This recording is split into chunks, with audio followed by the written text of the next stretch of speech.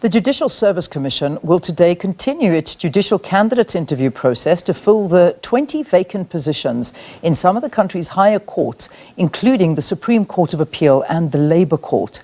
34 candidates will be interviewed this week, and yesterday one of the candidates, 66-year-old Judge Johannes Daffue, faced questions about his age should he be appointed to the Supreme Court of Appeal.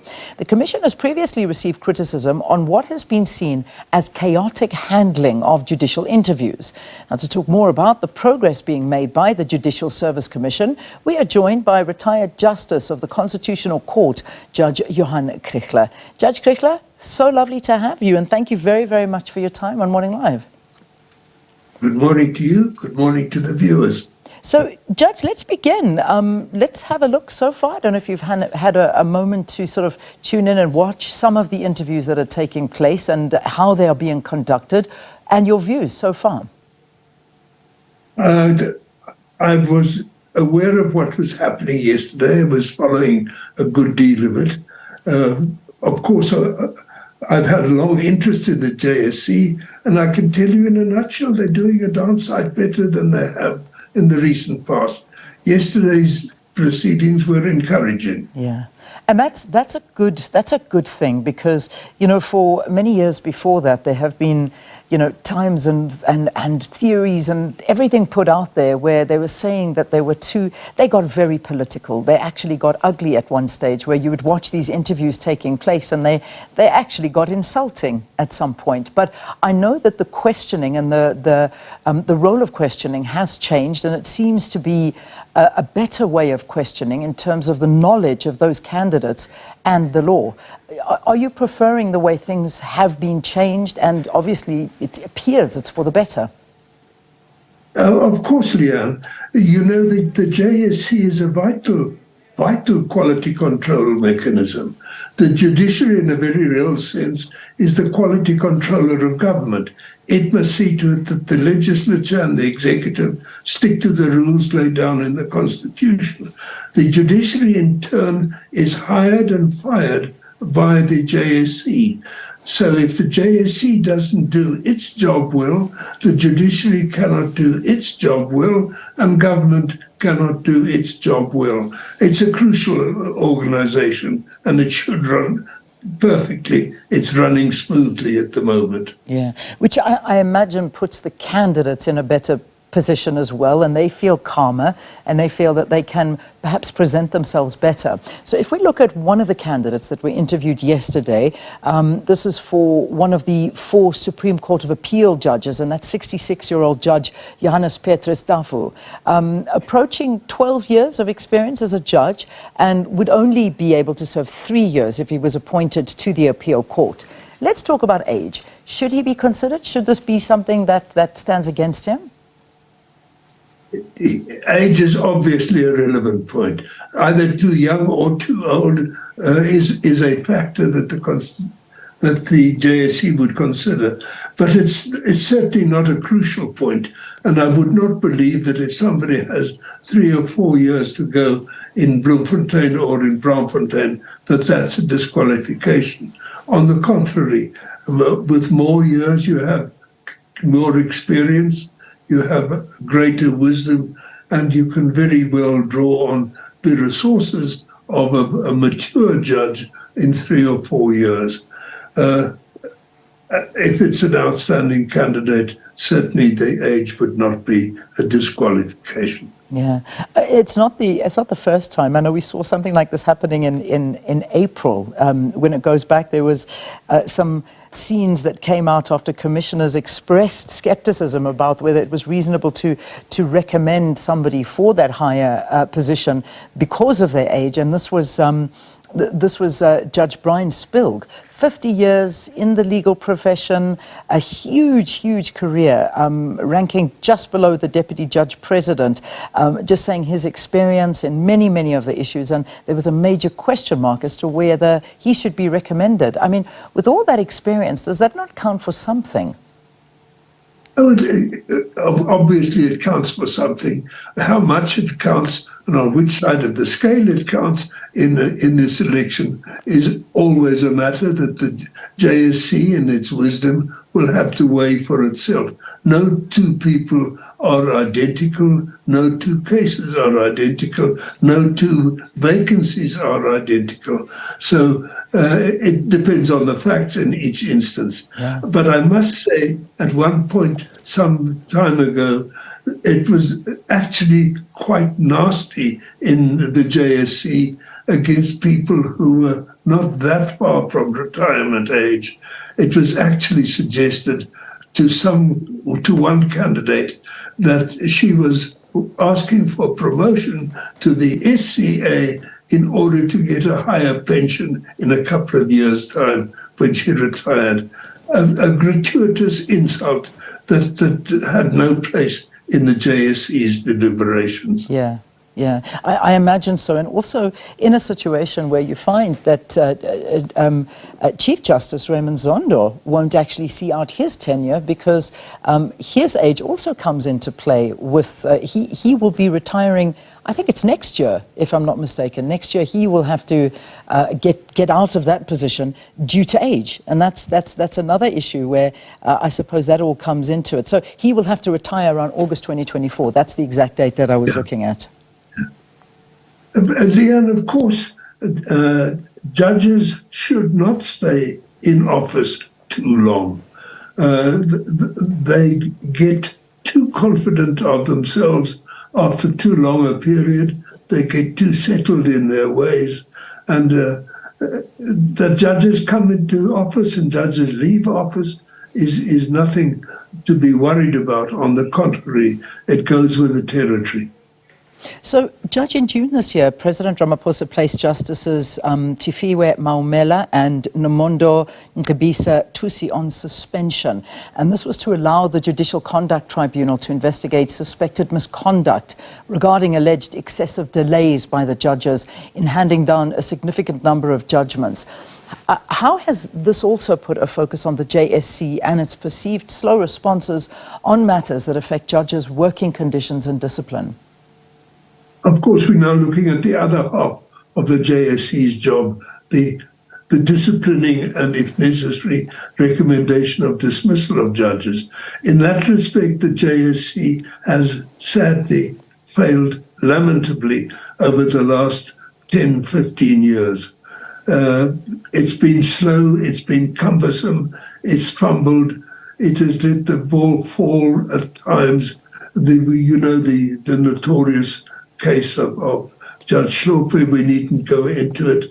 The JSC has pulled up its socks somewhat in respect of these disciplinary proceedings, but it's got a good way to go. More particularly, it has not been open, transparent, reporting to us, the public at large, on what it is doing in respect of its disciplinary functions. Mm-hmm. Do you think the JSC is on the right track to transform the judiciary's gender parity and also considering historically marginalized individuals within the law profession? Of course, it's an ongoing permanent function of the JSC to have in mind the ethnic distribution on the bench. That's part of the mandate given in the Constitution. It's a factor. It's not a primary factor. It's a secondary factor. I think it's done very, very well indeed. You know, it was a decision at the time of the negotiations whether to replace the judiciary or to transform the judiciary. The decision was taken in favor of the latter. And over the last 25 years, the South African judiciary has really been reformed, changed, adapted from a pale male establishment to a very much more representative body of South African legal minds, representing very much better the broad population profile. Yeah. It's done its job. It has got a way to go yet, there is still not parity in gender. But of course, the legal profession has for centuries, for thousands of years, been exclusively a male preserve. So to expect the South African Judicial Service Commission to change that tradition in a couple of years is unrealistic and would inevitably result in a reduction in quality in an endeavor to ripen the fruit by squeezing it. Yeah, I want to focus a little bit on that. I mean, you've spoken to some of the qualities that should be looked at when the JSC is considering judicial appointments. But perhaps you can help us here. I mean, especially in higher courts, such as the Supreme Court of Appeal and several high court divisions around the country. What are those things that are really needed from a candidate? Number one, competence. You have to be able to do a very difficult job. Being a judge is really a high tension job. If you're not sufficiently competent, you cannot stand the tension. If you cannot stand the tension, you cannot do the job. You get behind with your judgments. The more you get behind, the more the tension rises. The fact that there are people being charged with misconduct for delaying in judgments is sad. It shows that people should not have been appointed to those particular posts because they weren't up to the job. They couldn't cope with the tensions. They couldn't cope with the pressure of work. Number one, competence. That means legal experience, competence in handling court work, in writing judgments, in dealing with difficult issues, in knowing how to set about analyzing, taking apart and putting together again the facts and the legal issues in a case.